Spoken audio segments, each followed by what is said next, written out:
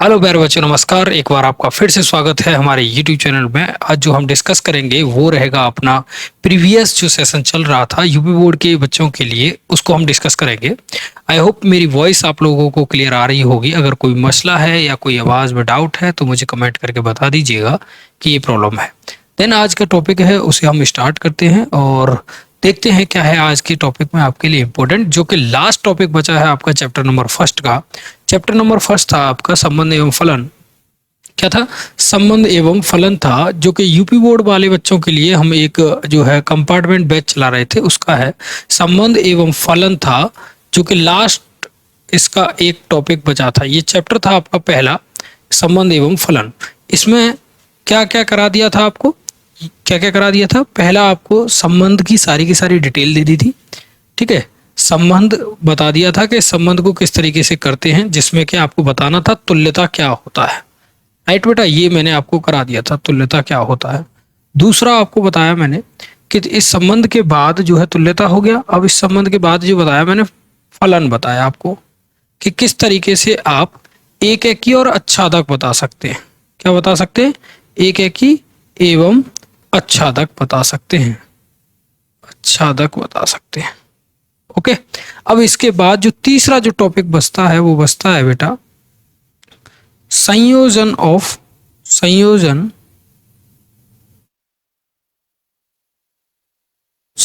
बचता है। किसका? फलनों का संयोजन। तो मैंने संयोजन लिख दिया है। ठीक है, इसमें क्या होता है आपको बताना होता है गॉफ एंड फॉग। ये इसके साथ साथ आपको बताना होता है कि इनरटेबल फंक्शन है या नहीं, यानी कि फलन का प्रतिलोम बताना पड़ता है। क्या बताना पड़ता है? फलन का प्रतिलोम।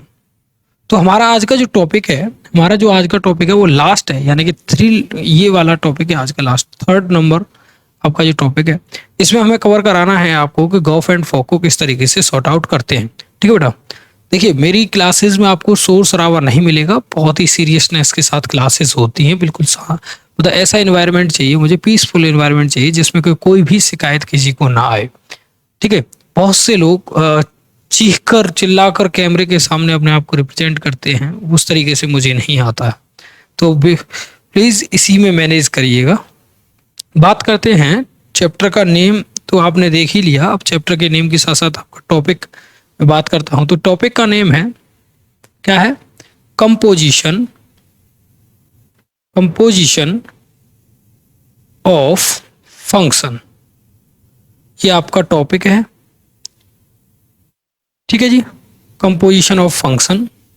इस कंपोजिशन ऑफ फंक्शन में आपको मैं बता दूं, इसको हिंदी में जो कहते हैं, इसको कहते हैं फलनों का संयोजन। यानी दो फलन होंगे तो उनका संयोजन यहां पर हम बात करेंगे। अब मान लीजिए मैं यहां पर थोड़ी देर के लिए आपसे कहता हूं कि मेरे पास दो फंक्शन है, कोई क्या है? दो फंक्शन है। एक फंक्शन तो क्या है? डिफाइंड है किस पर? ए टू बी पर है। एक फंक्शन ए टू बी पर डिफाइंड है, और एक फंक्शन मेरे पास क्या है? जी है, जो कि डिफाइंड है किस पर? बी टू सी पर है। यानी इस तरीके से डिफाइंड है। एक कोई फंक्शन है जो कि ए टू बी पर डिफाइंड है, एक कोई फंक्शन है जी जो कि बी टू सी पर डिफाइंड है। अब इनका मीन्स मैंने आपको बता दिया था कि ये जो है डोमेन होता है और ये इसकी रेंज होती है। ये डोमेन है और ये इसकी रेंज है। इट मीन्स क्या होगा कि जो एफ है, अगर उसमें हमने ए को डाला तो एफ एक्स हमें यहां से बी मिलेगा, यानी एफ ए अगर हम रखते हैं तो ये बी मिल जाएगा। क्लियर? ऐसे ही यहां मैं करता हूं तो जी करता हूं, बी रखता हूं तो हमें यहां क्या मिलेगा? सी मिल जाएगा। क्लियर है ना? अगर आपसे कोई पूछे कि सर ये बताइए कि इसका गॉफ कैसे निकालेंगे या फॉग कैसे निकालेंगे, तो वो होता है इसका कंपोजिशन ऑफ फंक्शन। तो कंपोजिशन ऑफ फंक्शन में समझिएगा, यहां पर मान लीजिए कि मेरे पास कोई एक सेट है ए, राइट, और एक कोई सेट है बी। ये मैं थोड़ा सी फिगर अलग अलग तरीके की बना दिए हैं, कोई डाउट नहीं। और एक सेट है आपके पास सी। ये ए बी सी आपके पास तीन सेट हैं।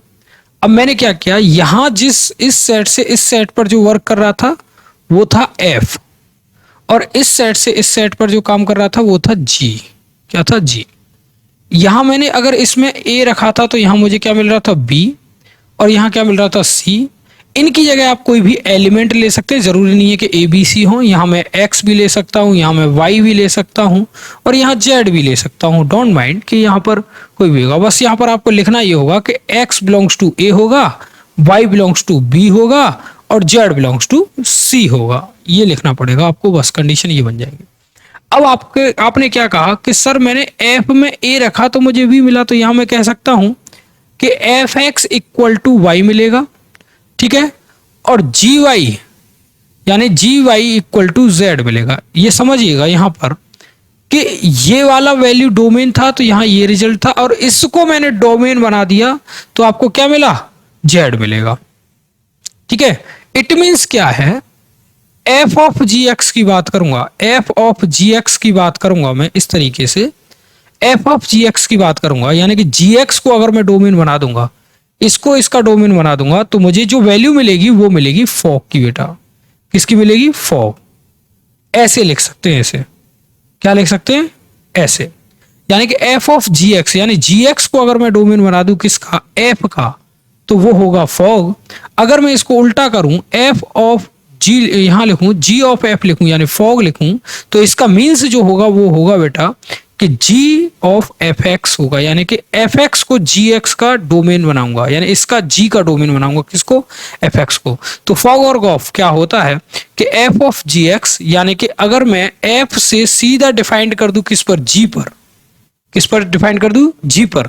तो वो जो होगा एफ ऑफ जी एक्स होगा, और जी एक्स से सीधा ए पर डिफाइन कर दूं इस पर, तो वो होगा जो है G of F X, G of F X. तो इस तरीके से आप इसकी जो है वैल्यू को डिफाइन कर सकते हैं।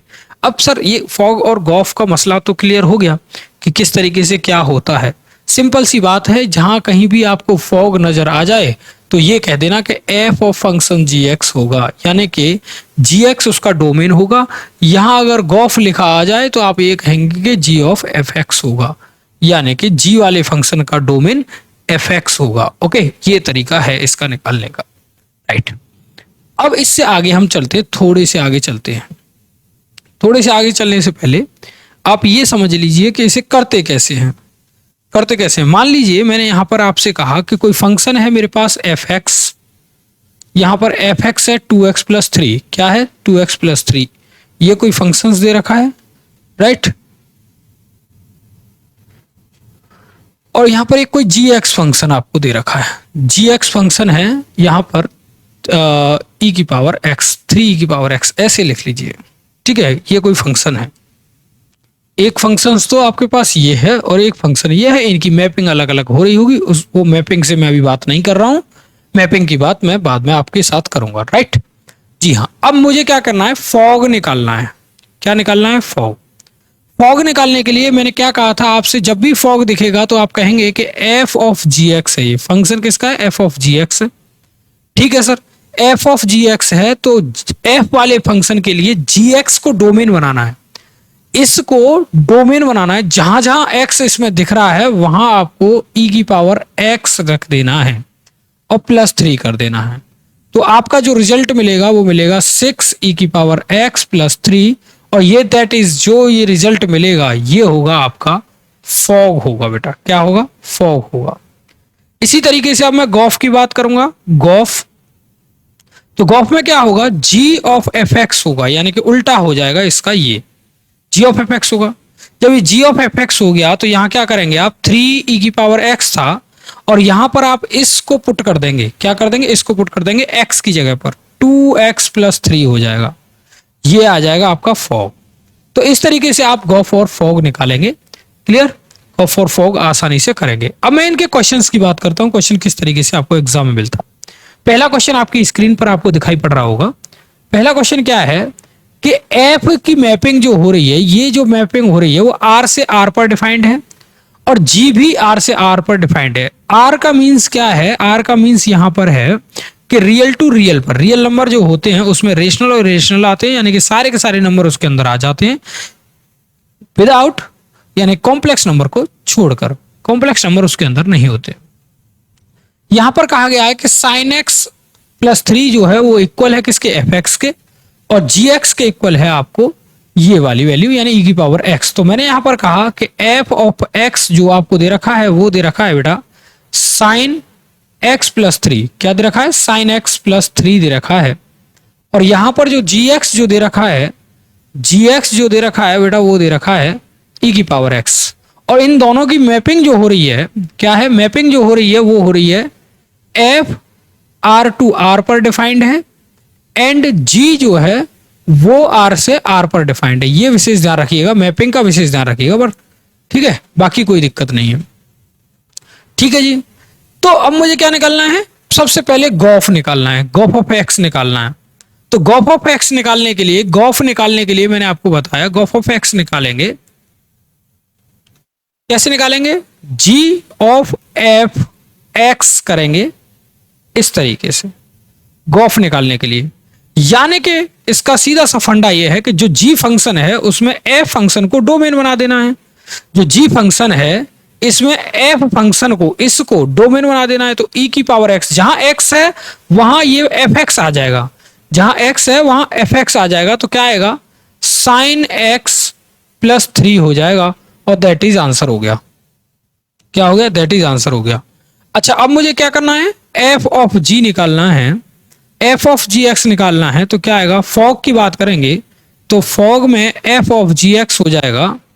एफ ऑफ जी एक्स जैसे ही आएगा तो यहां पर साइन जहां जहां दिख रहा है आपको, साइन के बाद एक्स कहां आ रहा है यहां पर, तो यहां ई की पावर एक्स आ जाएगा और प्लस हो जाएगा 3।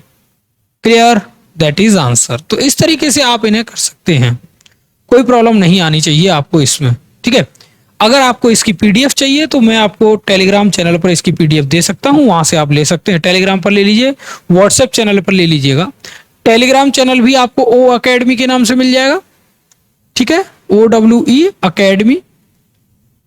एंड आपको जो है व्हाट्सएप चैनल भी ओ अकेडमी के नाम से मिलेगा, ये दोनों पर है, आप वहां से इसके नोट्स ले सकते हैं।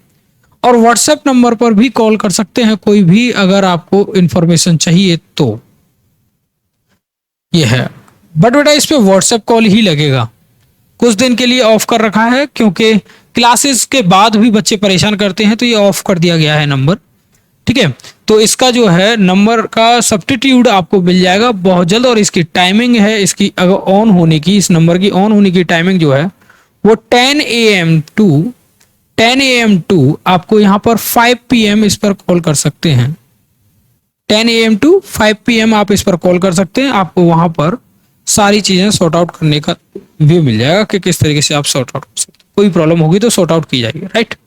चलिए, तो खैर यहाँ तक ये हमारा जो है कॉन्सेप्ट क्लियर हुआ। एक क्वेश्चन हमने कर लिया है, नेक्स्ट क्वेश्चन देख लेते हैं। नेक्स्ट क्वेश्चन ये है कि एफ और जी आर टू आर पर डिफाइंड है, तो आप इस फंक्शन को बताइए, परिभाषित है, गॉफ का मान ज्ञात कीजिए, फॉग का मान ज्ञात कीजिए। सिंपल सी बात यह है, जहां देखिए आपको एफ ऑफ जी, तो आप लिखेंगे यहां पर फॉग के बदले आप लिख देंगे कि एफ ऑफ जी एक्स है। क्या है, एफ ऑफ जी एक्स है, और एफ आपके पास अवेलेबल है ये, और जी एक्स आपके पास अवेलेबल है, कहां गया, वो रहा। ठीक है, तो एफ ऑफ ये तो आपके पास एफ एक्स है और ये आपके पास जी एक्स है, राइट। तो एफ में जी एक्स को डोमेन बनाना है, तो एफ एक्स ये है, ठीक है। अब जी एक्स वो है, तो इसमें एक्स की जगह इस वैल्यू को पुट कर देना है। तो क्या आएगा, 2x माइनस 3 का whole square plus 3 2x minus 3 plus 1, ये हो गया। सॉर्ट आउट किया तो 4x स्क्वायर प्लस 9, और इसका मल्टीप्लाई जैसे ही करूंगा मैं इसके साथ 6 का, और 12 हो जाएगा, 12x हो जाएगा। ठीक है जी, प्लस यहां से किया तो 6x हो गया, यहां हो गया तो 9 प्लस 1। देखिए प्लस का 9 है, माइनस का 9 हो गया, कैंसिल आउट हो गया। 4x स्क्वायर, यहां दोनों ऐड हो जाएंगे तो माइनस का 6x और ये प्लस 1। ये आपका आंसर हुआ, किस में आंसर हुआ, फॉग में। ठीक है जी, ये एक बात हो गई। अब बात आती है गॉफ की। गॉफ क्या है, गॉफ ऑफ एक्स की बात हम कर रहे थे। गॉफ ऑफ एक्स की बात करेंगे तो इसके लिए हमने कहा था आपको कि जी ऑफ फंक्शन एफ एक्स हो जाएगा, राइट। इसका फंक्शन ये हो गया, सिंपल सी बात ये है। अब यहां पर करना ये है, इस वैल्यू में एफ एक्स को डोमेन बना देना है जी एक्स वाले पार्ट में। तो 2x की जगह पर इस वाली वैल्यू को पुट कर देंगे, x square plus 3x plus 1 और माइनस 3, ये हो जाएगा। इसका जब मल्टीप्लाई किया तो 2x square plus 6x plus 2 minus 3, और सॉर्ट आउट करूंगा तो 2x square plus 6x plus 2, तो यहां -1 आ जाएगा। क्या आ जाएगा? -1 आ जाएगा भाई, -1 आ जाएगा।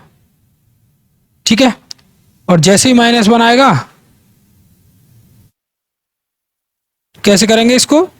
देखें, -1 आएगा तो यहां पर 6x और -1, ये हो जाएगा यहां पर।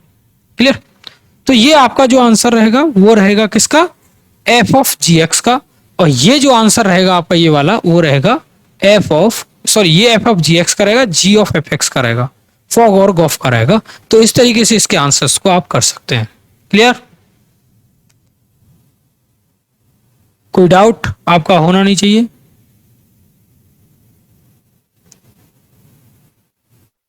चलिए नेक्स्ट देख लेते हैं,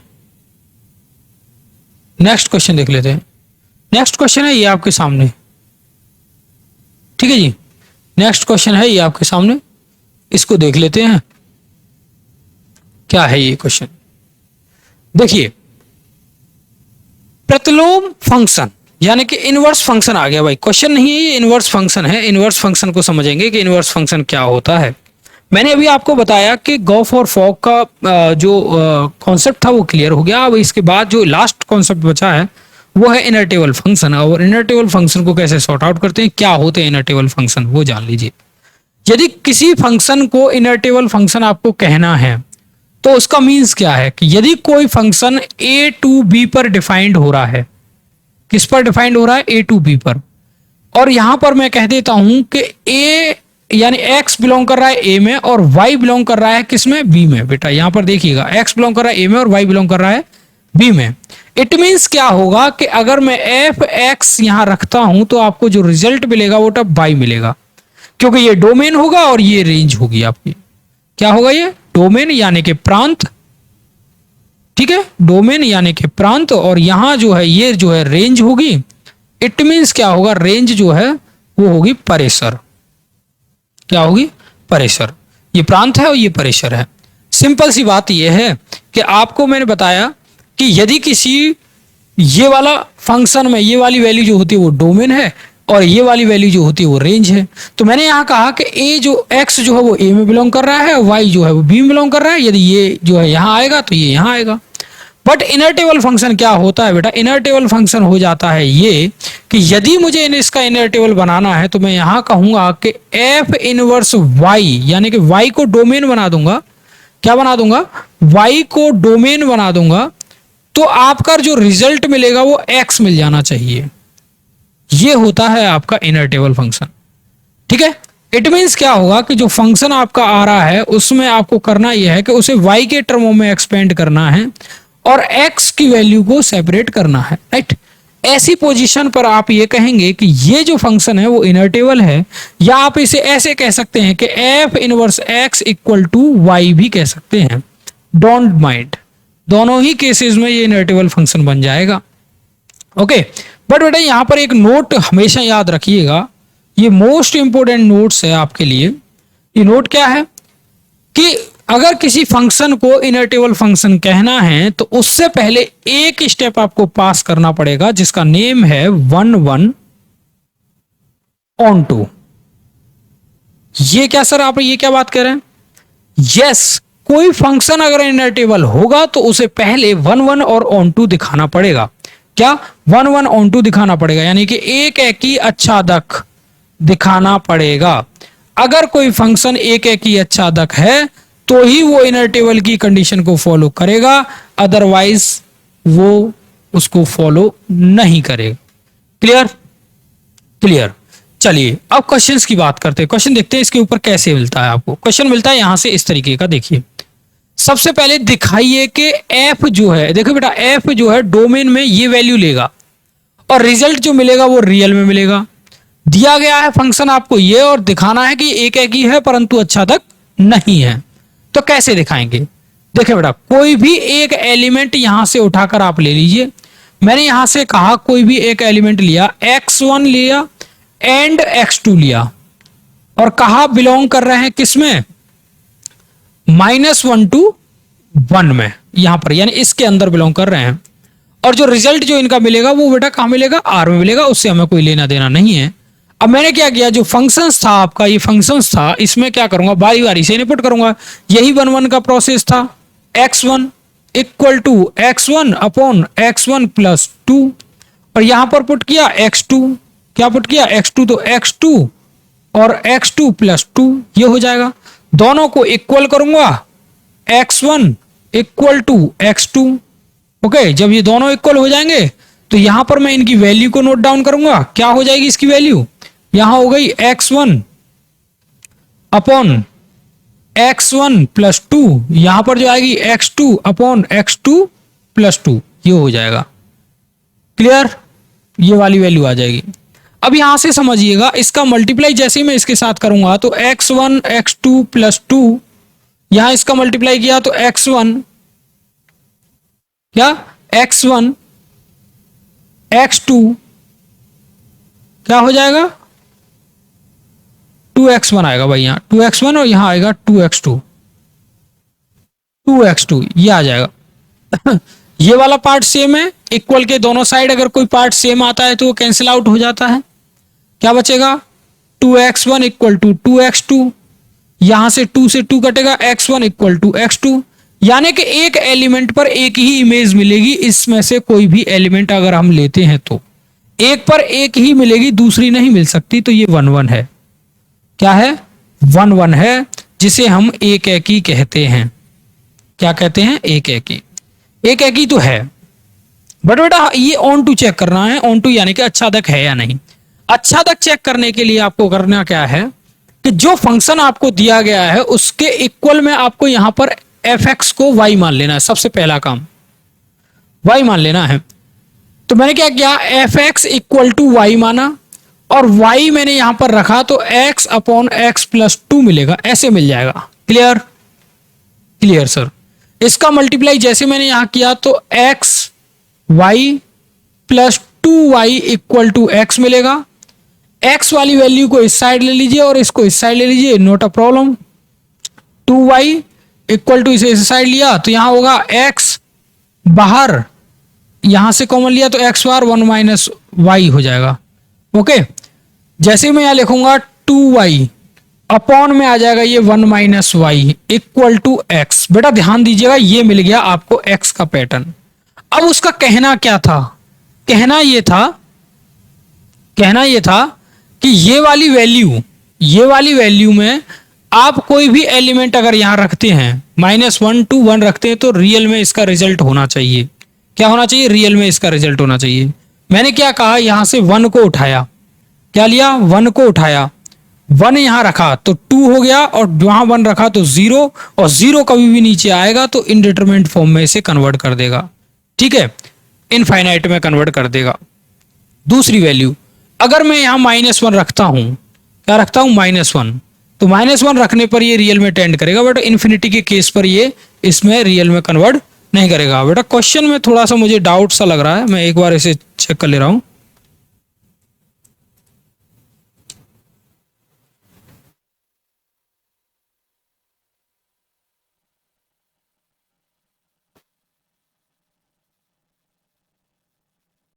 जी जी जी, बिल्कुल बिल्कुल, क्वेश्चन सही है एकदम।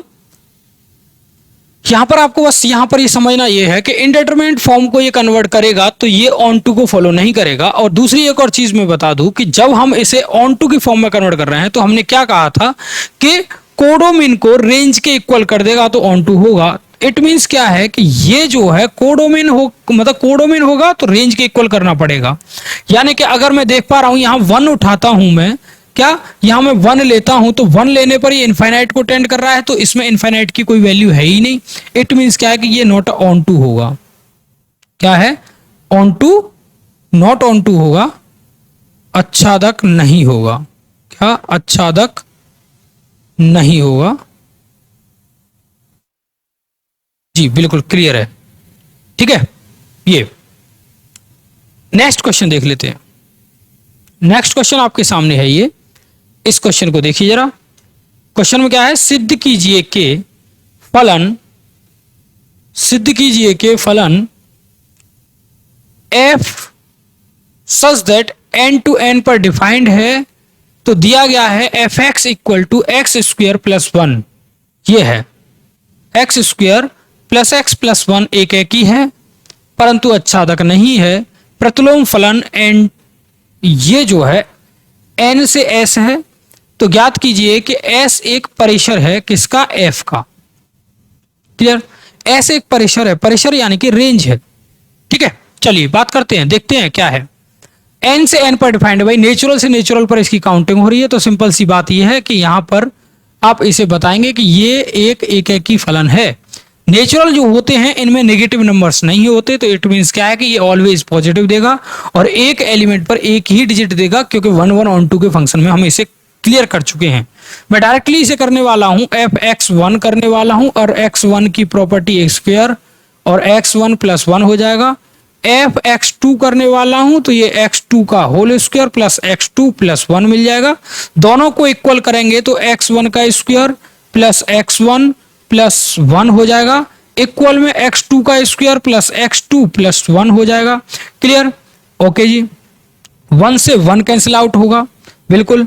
X square x1 minus x2 का होल स्क्वायर यहां पर आएंगे, प्लस x1 माइनस x2 यहां आएगा, और ये हो जाएगा आपका 0। यहां से जैसे मैंने कॉमन किया, क्या x1 माइनस x2 को लिया, देखिए एक बार प्लस का आएगा और x1 प्लस x2 हो जाएगा, और यहां पर जो वैल्यू मिलेगी वो क्या मिलेगी, x1 माइनस x2 मिलेगा, इक्वल में 0। x1 माइनस x2 को कॉमन लेंगे, तो x1 माइनस x2 को आपने जैसे ही कॉमन लिया तो यहां जो वैल्यू मिलेगी बेटा वो मिलेगी x1 plus x2 equal to 0। x1 plus x2 यहां पर, सॉरी यहां प्लस वन और आएगा, ये एक ब्रैकेट में होगा और प्लस वन, और यहां मिल जाएगा क्या आपको 0। जैसे ही इस वैल्यू को मैं इस साइड दूंगा डिवाइड, तो ये मिलेगा x1 minus x2 equal to 0 और x1 इक्वल टू x2 मिल जाएगा, यानी कि 1 1 की कैटेगरी को फॉलो करेगा। 1 1 की कैटेगरी को तो भाई फॉलो करेगा। अब मैं यहाँ नेचुरल नंबर कोई भी रखूं तो दूसरे का भी मुझे नेचुरल नंबर ही मिलेगा। 1 रखने पर 1 मिलेगा, 2 रखने पर 2 मिलेगा, 3 रखने पर 3 मिलेगा। अगर इस केस में यहां पर अगर यहाँ रियल से रियल पर मैपिंग हो रही होती तो ये 1 1 नहीं होता। क्लियर, अब हमें चेक करना है ऑन टू है या नहीं। ऑन टू के लिए आपको सिंपल सी बात है, मैपिंग हो रही है n से n पर, आपको क्या करना है, इसके इक्वल में y मान लेना है। F x equal to y मान लेना है, y इसके इक्वल रख देना है एक्स स्क्वायर प्लस एक्स और माइनस वन। इस वैल्यू को इस साइड लेंगे, y minus one equal to x square plus x मिलेगा। क्लियर बेटा, हमें चाहिए क्या कि x की वैल्यू चाहिए। अब x की वैल्यू लेने पर आप ये समझिए कि आपने क्वाड्रेटिक को चेंज करना पड़ा होगा, क्वाड्रेटिक फंक्शन को चेंज करना पड़ा होगा। क्वाड्रेटिक फंक्शन किस तरीके से चेंज होते थे, अब मुझे बताइए, किसी को अगर आता हो तो क्वाड्रेटिक फंक्शंस को चेंज करना। क्वाड्रेटिक फंक्शंस चेंज होते थे एक क्वाड्रेटिक फॉर्मूले से, जिसके फैक्टर नहीं होते थे, वहां से हम क्या क्या करते हैं कि क्वाड्रेटिक फॉर्मूला अप्लाई करते थे। क्वाड्रेटिक फॉर्मूला क्या था, क्वाड्रेटिक फॉर्मूला होता था x इक्वल टू, क्या था, x इक्वल टू, देखिए ये था x इक्वल टू प्लस माइनस, सॉरी माइनस का b plus minus under root में b square minus 4ac upon 2a, ये था आपका। तो यहां से ये x की वैल्यू हुआ करती थी, ठीक है, x की वैल्यू हुआ करती थी। बट बेटा इस चीज को मैं थोड़ा सा आपको हटा दूं तो आपको दिखाई पड़ रहा होगा, ये भी तो एक क्वाड्रेटिक इक्वेशन है ये वाली, और ये क्वाड्रेटिक है तो यानी कि ये x के टर्मों में है, तो x की वैल्यू यहां से मिलेगी।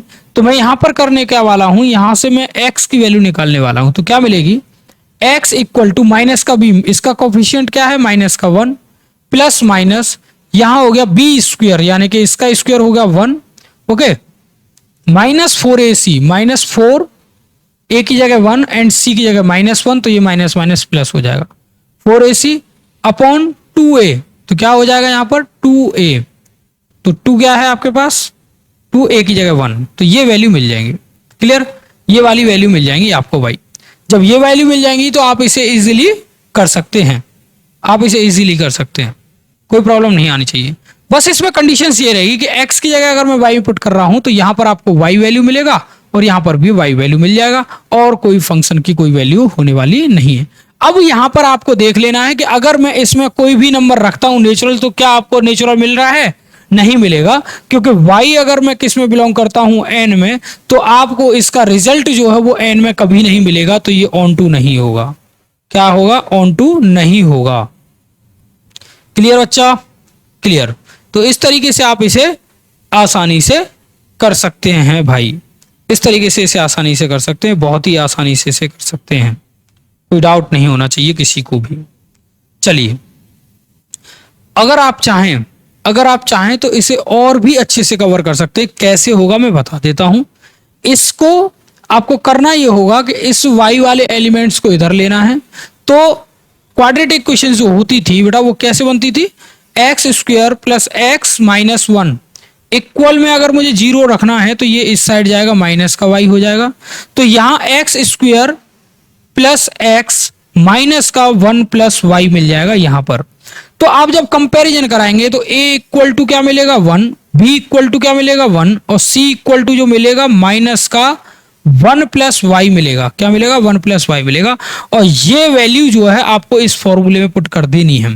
देन सॉर्ट आउट करने के बाद ऐसे ही आपको एक फॉर्म मिलेगी, उससे भी चेक कर सकते हैं। या मैंने डायरेक्टली आपके हिंट के लिए ये आपको एक मोटा मोटा आइडिया दे दिया, क्योंकि मैं यहां पर कोई भी नंबर प्लस करूंगा या माइनस करूंगा तो भी कोई फर्क नहीं पड़ेगा, वो नंबर एक नंबर ही आएगा, कोई भी आ सकता है, रियल नंबर्स में से कोई सी नंबर आ सकता है।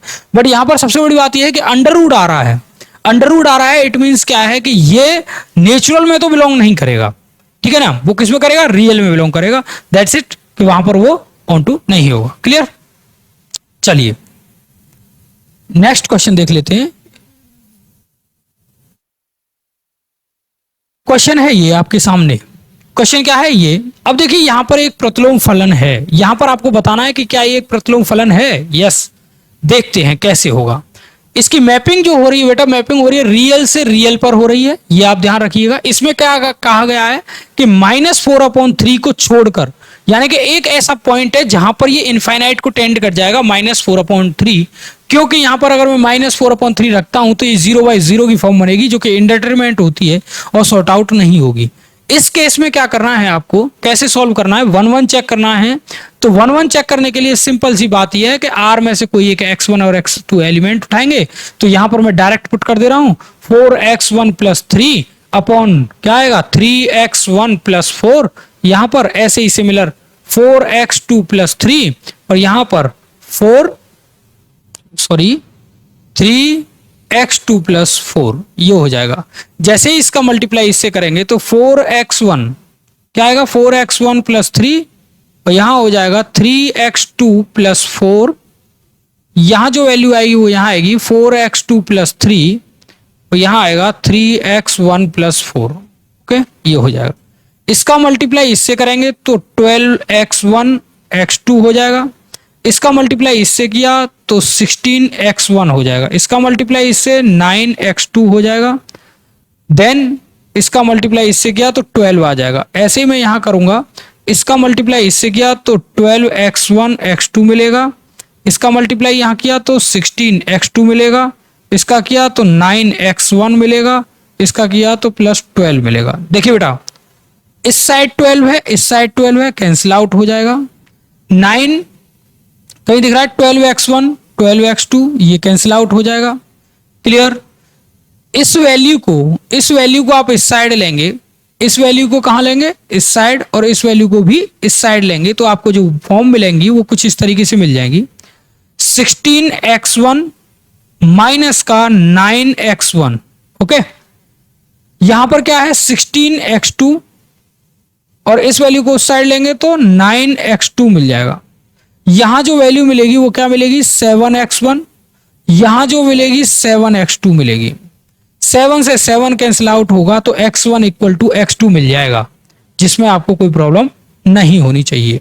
क्लियर? ये हो गया 1 1, ये हो गया 1 1 यानी एक एकी, जिसे हम एक एकी कहते हैं भाई, एक एकी कहते हैं। क्लियर? डोंट माइंड, देख लेते हैं। देखिए बेटा, क्या करना है? इसका मल्टीप्लाई इसमें किया तो 3xy, ठीक है, माइनस की जगह प्लस, और यहाँ पर 4y equal to 4x plus 3, ये हो गया। यहां से x के टर्मों को सेपरेट करना है तो क्या करेंगे, इस वाली वैल्यू को इस साइड लेंगे, 3xy माइनस 4x करेंगे, और इस वाली वैल्यू को 3 माइनस 4y करेंगे। सिंपल सी बात है। x यहां से कॉमन, मैंने y कॉमन ले लिया था, वो मल्टी गलती की थी, और यहां पर 4 आएगा, ये 4 आएगा, और इक्वल टू में 3 माइनस 4y हो जाएगा। जैसे ही मैं इसको यहां पर देखता हूं तो x इक्वल टू जो वैल्यू मिलेगी बेटा वो 3y minus 3 minus 4y upon में 3y माइनस 4 मिल जाएगा, और ये वाला फंक्शन जो होगा वो ऑन टू होगा, बिकॉज कि जो वैल्यू यहाँ y की मैं पुट करूंगा वो आपको रियल नंबर में इसको बिलोंग करवाएगी। ये है इसका सही पैटर्न। ठीक है बेटा, अब यहाँ पर हमें क्या बताना है, प्रतिलोम बताना है। प्रतिलोम बताने के लिए आपको मैंने बताया था कि यदि f इनवर्स x होगा, क्या f इनवर्स ऑफ x होगा, f इनवर्स ऑफ x होगा, तो आपको रिजल्ट क्या मिलना चाहिए, y में मिलना चाहिए। तो सिंपल सी बात यह है, f इनवर्स ऑफ x के लिए ये जो है इनर टेबल फंक्शन बनेगा। क्या बनेगा, इनर टेबल फंक्शन बनेगा 3 minus 4y upon 3y minus 4, that is answer, that is answer. इस तरीके से आप इसे सॉर्ट आउट कर सकते हैं। ठीक है जी, कोई भी प्रॉब्लम हो तो आप मुझे कमेंट भी कर सकते हैं। राइट, देखिए रात को टाइम हो रहा है 3:21 पर वीडियो शूट हो रही है, और थोड़ा सा प्रेशर है नींद का, तो उस वजह से थोड़ी सी जो है वीडियो में मिस्टेक हो गई थी, तो उसका कोई आप पर इम्पैक्ट नहीं पड़ना चाहिए। ठीक है, क्लासेस की बात है तो रेगुलर वे में हम इसी तरीके से क्लासेस देते रहेंगे, और इसके साथ जो है वो आपका टॉपिक मैंने पूरा कवर कर दिया है, पूरा फिनिश कर दिया है। ठीक है जी, अगर सेशन थोड़ा सा भी अच्छा लगा है, आपको लगता है कि हम आपके लिए जो है नए कंटेंट को हर बार अच्छे से एक्सप्लेन करते हैं, तो प्लीज़ चैनल को सब्सक्राइब करिए एंड फ्रेंड को शेयर करिए। तब तक के लिए बहुत बहुत शुक्रिया।